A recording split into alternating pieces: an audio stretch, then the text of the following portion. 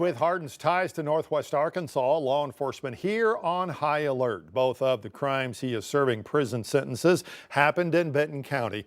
Pled guilty to the deadly 2017 shooting of James Appleton. Got a 30-year prison term there. Hardin also worked as police chief for a Northwest Arkansas town.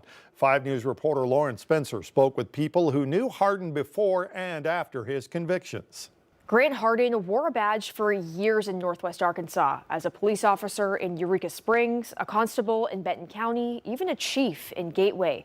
But according to those who knew him in uniform, he should have never been one. He didn't need to be a police officer at all.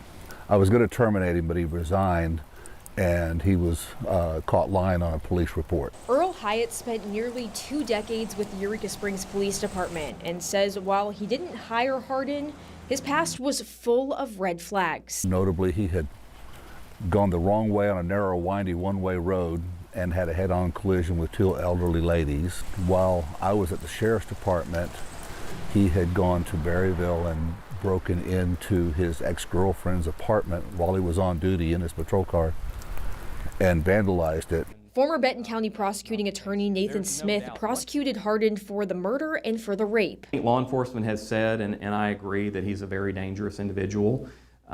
He's a man now that is looking at spending the rest of his life in prison. And so the encouraging thing is I have a lot of faith in our state and local and federal law enforcement officials. Current prosecutor Brian Sexton says this escape isn't just a manhunt.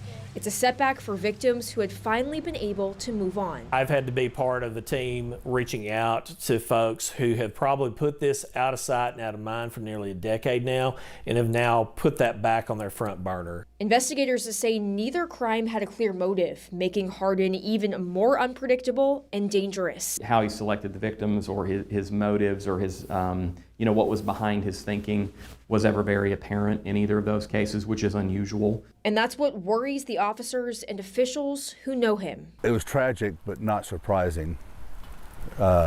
He was just always a very violent, I guess, excessive person. As for the victims and their families, Smith says they're who he's thinking about right now. One of the things that the justice system is supposed to give them is closure, right? And when he has escaped from prison, my thought just goes to the reopening of all those wounds. All 3 men from past and present say that local, state, and federal agencies are working relentlessly and will find Hardin. If you see anything suspicious or have any information that could help, you're urged to contact law enforcement. Lauren Spencer, 5 News.